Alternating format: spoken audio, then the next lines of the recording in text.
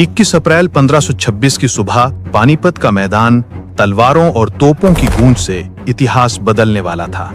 चारों तरफ धूल का गुबार, सैनिकों की गड़गड़ाहट, तलवारों की चमक और आने वाले संघर्ष की आहट। एक ओर दिल्ली का सुल्तान इब्राहिम लोधी, जिसके पास हजारों घुड़सवार, भारी पैदल सेना और युद्ध हाथियों की गर्जना थी। दूसरी ओर फरगाना से आया उज़्बेक मूल का शासक बाबर, जिसमें काबुल को अपना गढ़ बनाया था और अब वो अपनी अनुशासित फौज, तुर्की तोपखाने, आग बरसाते बंदूकचियों और घातक तीरंदाजों के साथ हिंदुस्तान की धरती पर खड़ा था। ये केवल दो सेनाओं की भिड़ंत नहीं थी, ये उस हिंदुस्तान की तकदीर तय करने वाली जंग थी जिसे आज हम पहली पानीपत की लड़ाई के नाम से जानते हैं। कहानी की शुरुआत कुछ साल पहले होती है, जब उत्तर भारत में दिल्ली की सल्तनत कमजोर पड़ चुकी थी। लोधी वंश का सुल्तान इब्राहिम लोधी गद्दी पर बैठा था, पर उसकी नीतियां और उसका रवैया उसे अपनी ही अमीरों और सरदारों से दूर कर रहा था। उसकी सख्ती, अहंकार और बार बार के विवादों ने अफगान सरदारों को बगावत पर मजबूर कर दिया।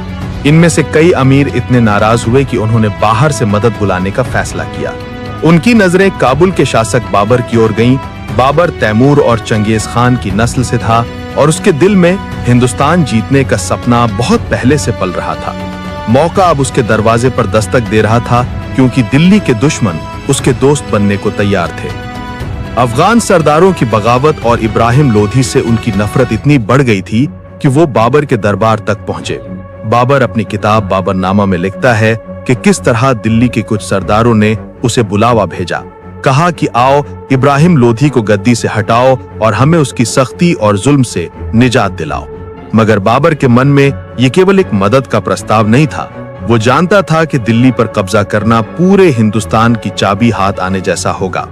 यही नहीं, राजस्थान के राणा सांगा ने बाबर से संपर्क किया, जो उस समय उत्तरी भारत के सबसे प्रभावशाली हिंदू शासक माने जाते थे। बाबर ने बाबरनामा में लिखा है कि राणा सांगा ने एक दूत भेजकर प्रस्ताव रखा कि अगर बाबर दिल्ली की ओर से बढ़े तो वो आगरा की ओर से चढ़ाई करेगा। बाबर के लिए ये प्रस्ताव सोने पर सुहागा था।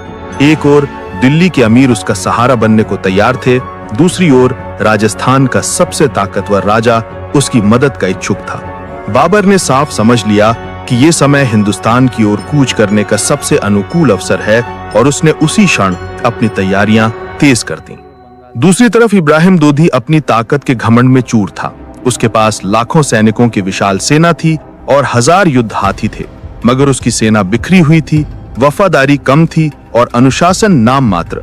जबकि बाबर के पास संख्या में कम लगभग 12 से 15 हजार सैनिक थे और उसके पास कुछ ऐसा था जो हिंदुस्तान की जमीन ने पहले नहीं देखा था, तोपें और बंदूकें, यानी तुर्की शैली की तोपखाने और युद्ध कौशल।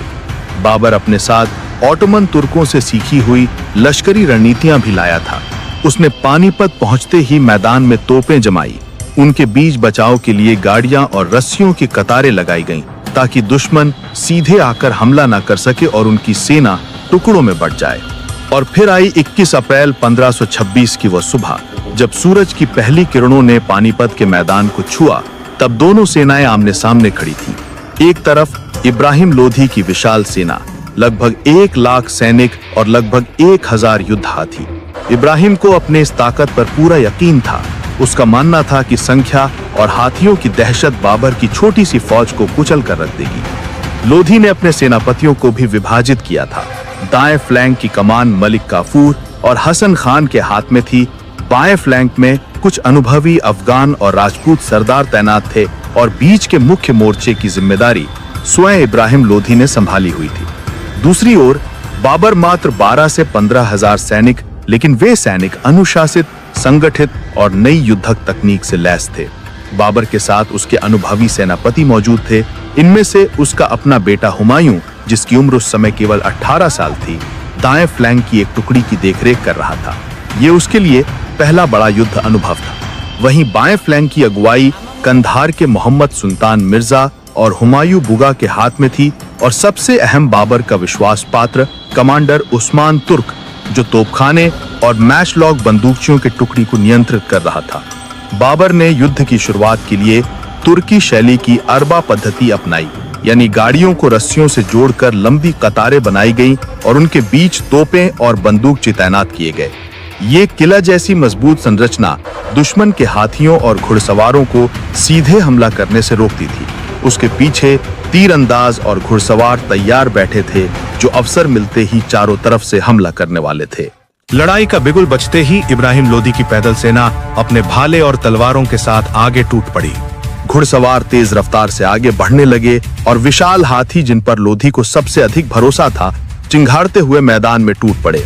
जैसे ही हाथी और घुड़सवार उनके करीब पहुंचे, तभी बाबर ने तोपें दागनी शुरू कर दी। धमाका इतना भयंकर था कि हाथी भयभीत होकर बेकाबू हो गए और अपने ही सैनिकों पर टूट पड़े। उसके बाद बाबर की मैचलॉक बंदूकों ने आग उगलना शुरू कर दिया। हर तरफ से बारूद की गंध और गोलियों की बारिश ने लोधी की सेना में अफरा तफरी मचा दी। हाथी अपने ही पंक्तियों को रौंदते हुए भागने लगे। घुड़सवार असमंजस में अपने घोड़ों के साथ इधर उधर बिखर गए और पैनल सैनिक भय से टूटते हुए पीछे हटने लगे। इस आक्रामक और संगठित हमले ने लोधी की सेना को पूरी तरह अस्त व्यस्त कर दिया। यही वो क्षण था जिसका बाबर को इंतजार था। उसने अपने घुड़सवार कमांडरों को संकेत दिया। दाएं और बाएं दोनों फ्लैंक से बाबर की घुड़सवार टुकड़ियां तेजी से निकलकर आगे बढ़ने लगीं और बाबर ने मशहूर तुलुगमा तकनीक, जिसे पिंसर मूवमेंट भी कहते हैं, उसके तहत दाएं और बाएं फ्लैंक से लोधी की सेना को चारों तरफ से घेर लिया और बीच के मोर्चे को सुरक्षित रखते हुए पूरी सेना को जकड़ लिया। इस घेराबंदी के बाद बाबर के तुर्क घुड़सवार तीरंदाजों ने बीच के मोर्चे पर हमला कर दिया, जो पहले से ही पिंसर मूवमेंट में फंसी हुई थी, और हर तरफ से आक्रमण करने लगे। लोधी के सेनापतियों मलिक काफूर और हसन खान ने मोर्चा संभालने की कोशिश की, लेकिन बाबर की घेराबंदी और लगातार तोपों की गोलाबारी ने उनकी रणनीति को नाकाम कर दिया। तीरंदाजों की झड़ी और घोड़ों की रफ्तार ने लोधी की सेना को चारों ओर से दबा दिया और विशाल हाथियों की ताकत भी बाबर की सुव्यवस्थित योजना के सामने असफल साबित हुई। युद्ध कई घंटों तक चला। लोधी की सेना संख्या में बहुत बड़ी थी, लेकिन अनुशासन और नेतृत्व की कमी ने उन्हें तोड़ दिया। बाबर की छोटी मगर संगठित फौज ने धीरे धीरे मैदान पर कब्जा कर लिया। अंत में इब्राहिम लोधी खुद घोड़े पर सवार होकर युद्ध के बीच कूदा। उसने बहादुरी दिखाई, मगर चारों ओर उसके सिपाही गिरते रहे और वो अकेला पड़ गया। बाबर की फौज ने उसे घेर लिया और अंततः इब्राहिम लोधी युद्ध भूमि में मारा गया। इस निर्णायक दिन ने दिल्ली सल्तनत के लोधी वंश का अंत कर दिया और हिंदुस्तान में मुगल साम्राज्य की नींव रखी।